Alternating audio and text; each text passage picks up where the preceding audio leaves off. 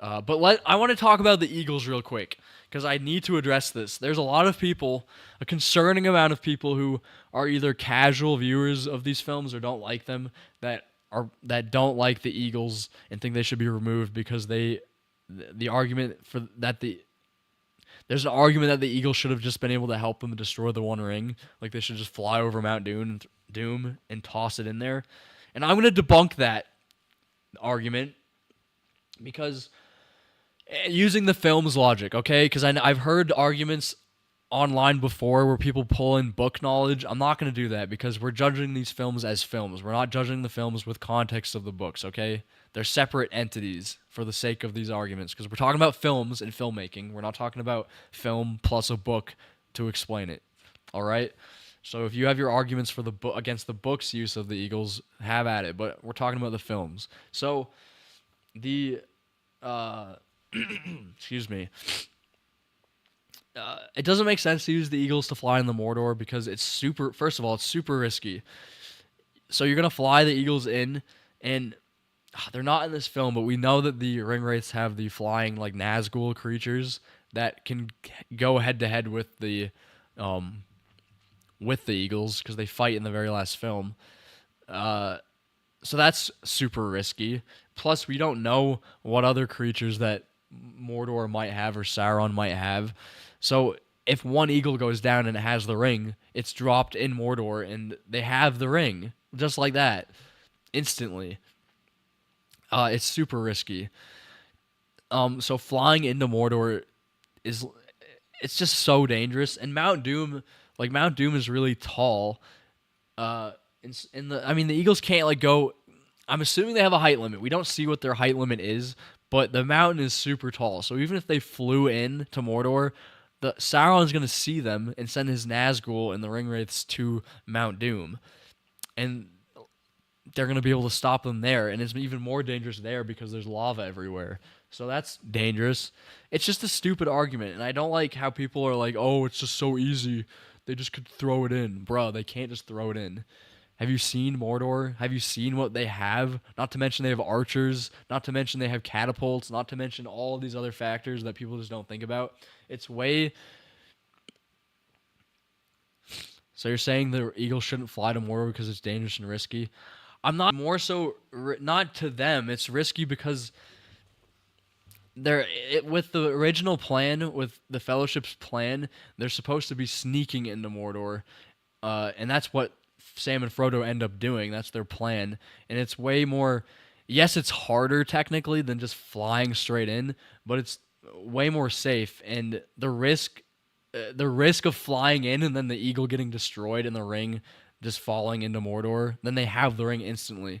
With journeying there, it takes a lot of time, which not only yes, it's a little more trying on our protagonist, but it's also trying on Sauron because as all this time passes, it gets hard, and he's doing all these other things. It's harder and harder to like maintain, um, what's the word? Progress on finding them. I mean, we see that later. The Ringwraiths get preoccupied with the war. Everyone's preoccupied with the big battle, and if you send in the Eagles, it's going to be like a 2 day journey, and then they can focus all their give the ring to the eagle, tell the eagle to fly directly into the lava. Sauron would never expect this. Okay, well, so you're talking about an eagle kamikazing into Mount Doom? It's still risky. That's the point. If they like Mount Doom isn't right there. It's deep into Mordor. You have to fly. First of all, you have to fly over the mountains of Mordor, which are guarded by orcs. Plus, you have the ring wraiths and their Nazgul. The point is like there's such a high risk of them killing the eagles, or it's way more risky than sneaking in on foot, especially with a hobbit who's small and hard to notice. It's risky. I'm not saying it can't work. Like I'm not saying that. I'm just saying it's risky. I'm not. The argument isn't that they could never have done it. Your reasoning was so bad that your stream turned. What? Is my audio off? Oh, it's not. What do you mean? It's not just walking versus flying. Okay, here I'll concede here. I do think that they could have flown them closer, but I don't think they could have flown them into Mount Doom. You know what I'm saying? It's the risk is outweighs the reward. I'm flying, buddy. Sure, if you want to take the risk of the whole world dying, sure. I'm not saying it's impossible. I'm just saying that they chose the safest way to do it. I don't think many people can argue with that unless you have another argument to give. Because there's not like he can just take the Nimbus 2000. Oh my, get that crap out of here. Get that Harold Potter crap out of here. No, it's less risky. That's my point. Like the argument doesn't. No one who makes the argument for the Eagles ever brings up the risk factor. They just say it's easy, and they don't actually qualify their argument. And if you want, I'm not gonna get into the book stuff, but there is book information too. But again, I'm judging the movies as movies on their own merit, not with a book to help them out, as I would with any film with book knowledge elsewhere.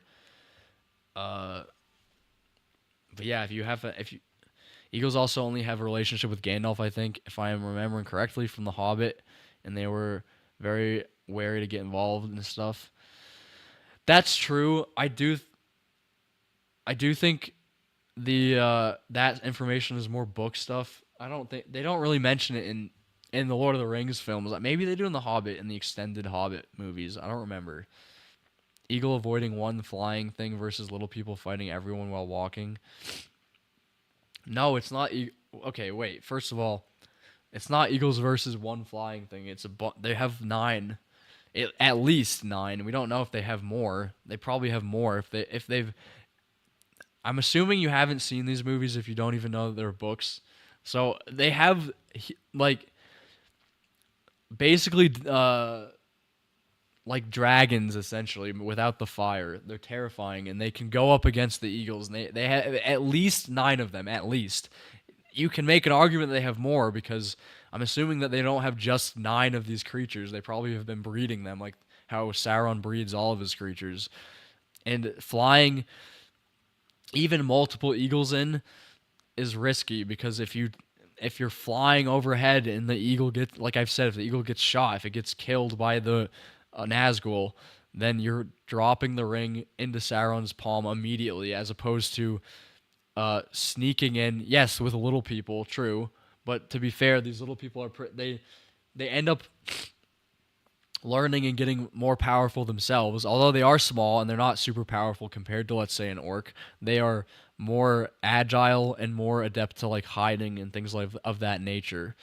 Plus, as the films go on, Sauron is preoccupied with our other, because our group splits up eventually, and they're very preoccupied with Rohan and Gondor. So Sauron's attention is being pulled away from. I mean, he's not forgotten about the One Ring, obviously, but he also has to focus on the wars he's fighting, which is also pretty important. So my point is that it's safer for to send in a small group of people, and hobbits in this case, to make their way in, because the amount of time that it takes them to get there, like I said, it's trying on them as hobbits, but it also leaves so much, like, it makes the enemy grow tired of searching for them, if that makes sense. Grow tired of searching for them, and it's also like they don't even know where they are half the time because the journey's so long. They could be anywhere. They don't know where they're coming from. With the eagles, you can spot them from so far away, especially because Sauron has the all-seeing eye, basically, and he can spot you immediately. That's a huge thing as well. But I can debunk this argument all day long, so I'm going to keep going, but I thought I would stop or pause to address it, at least at some point during the stream.